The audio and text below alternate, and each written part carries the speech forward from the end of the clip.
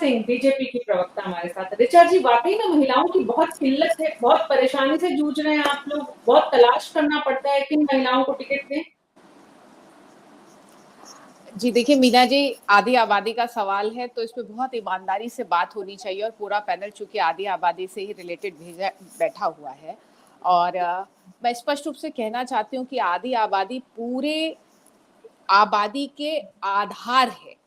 ये कोई सिर्फ आधी आबादी का सवाल नहीं है, आधी आबादी को पूरी आबादी के आधार की तरीके से ज्ञान तो सबको है ऋचा जी।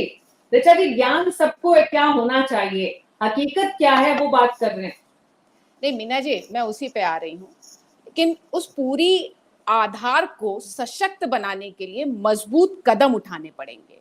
और मैं चूंकि भारतीय जनता पार्टी की प्रवक्ता हूं तो मैं बहुत जिम्मेदारी से इस बात को कहना चाहती हूँ कि भारतीय जनता पार्टी ने महिलाओं के सशक्तिकरण का सिर्फ नारा नहीं दिया, बल्कि महिलाओं को सशक्त करने के लिए जमीन पर योजनाओं को उतारा है।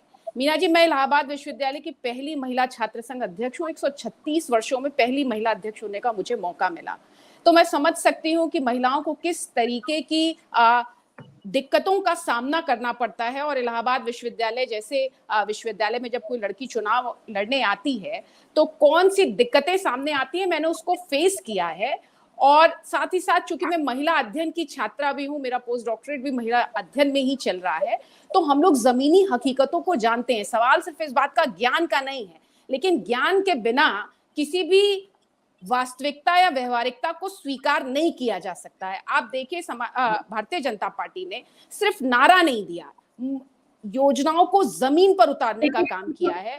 अभी उज्ज्वला गैस योजना की बात है, टिकट देने के लिए काबिल महिलाओं की कमी है आपकी पार्टी में, आप मानती हैं ऐसा? नहीं, बिल्कुल नहीं है।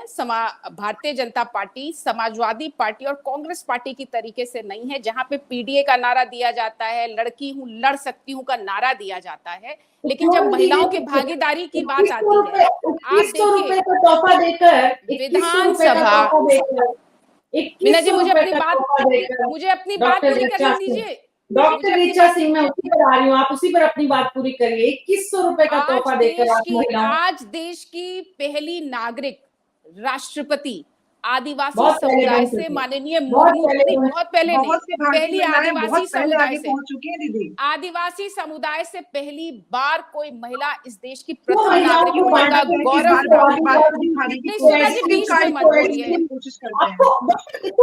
आपको अगर आप मुझे बात ही नहीं पूरी करने देनी है मीना जी, तो फिर कैसे करेंगे ऋचा जी, जब आप महिला होने के साथ साथ उस पे आदिवासी लगा देती हैं? आप जब महिला होने के साथ साथ कमाल है, हर वर्ग की नहीं मीना जी, मैं इसको स्पष्ट कर देती हूँ आपको। आप मुझे एक मिनट पूरी अपनी बात नहीं दीदी, आप इलाहाबाद यूनिवर्सिटी की है, मैं भी उस यूनिवर्सिटी की हूँ। यहाँ पे कभी अलग नहीं करते हैं कि महिलाएं कौन सी कहाँ की आती हैं। दीदी मैं भी उस यूनिवर्सिटी की हूँ, मैंने कभी इलाहाबाद यूनिवर्सिटी में सुना ही नहीं है कि ये लड़की होगी, ये सामान्य है, ये आदिवासी है, ये उसकी है, कभी नहीं सुना होगा आपने। ये नए राजनीति में आने के बाद आपने शब्दों को बदल कैसे दिया? आदिवासी महिला है, महिला महिला होती है, वो चाहे किसी भी वर्ग की हो।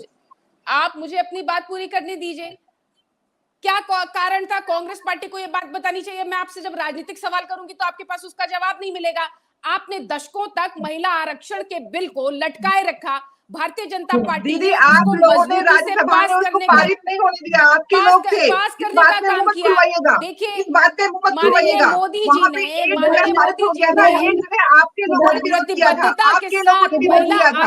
ये तथ्य जाता है, गूगल पर सर्च कर लीजिए। ये कांग्रेस पार्टी नहीं, आपके पार्टी के लोगों ने विरोध किया था, जिसकी वजह से वो पास नहीं हो पाया था, और आपने पास भी कराया है। आपने जिम्मा दिया है, अगले परिवर्तन में कुछ होगा तो होगा। आपने दिया नहीं है, मंत्री मंत्री बना दिया है आपने दिया नहीं है महिलाओं को राजनीति का अधिकार। महिला आरक्षण पास हो चुका है, प्रतिबद्धता के साथ पास हो चुका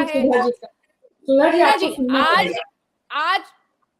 आज महिलाएं ड्रोन उड़ा रही हैं, ड्रोन के माध्यम से खेती कर रही हैं। आप इसको नजरअंदाज कर सकती हैं, क्योंकि नहीं, कब उड़ा रही थी आप मुझे इसका आंकड़ा दीजिए ना। इससे पहले महिलाओं ने कभी ड्रोन उड़ाकर खेती नहीं की थी। आज महिलाएं लोको पायलट बन रही हैं, वो वंदे भारत जैसी ट्रेनों को चला रही हैं। जब सिपाही भर्ती की 60,000 से अधिक भर्तियां आती हैं तो उसमें 20% अगर मैं बोलना शुरू करूंगी तब से महिलाओं ने कहाँ परचम लहराए हैं, तो आप उसका जवाब नहीं दे पाएंगी। तो प्लीज ये विक्टिम कार्ड नहीं खेलिए, महिलाएं बहुत वर्ष पहले से आगे हैं। लेकिन कुछ महिलाएं आगे हैं, सब महिलाएं आगे नहीं है। ये मत करिए कुछ नाम लोगों को पहले नहीं दिया। अरे महिलाएं चाहे आर्मी में हो चाहे जहाँ भी हो, महिलाएं आगे नहीं है। यहाँ प्रश्न महिलाओं का नहीं है, आधी आबादी की बात हो रही है, किसी खास महिला की बात हो रही है। यहाँ पे कमीशन में महिलाओं को स्थायी नियुक्ति कब मिलना शुरू हुई है? आपको इस डेटा से और आपको तथ्यों से भागना नहीं होगा सुधा मिश्रा जी, आप इन तथ्यों से भाग नहीं सकते।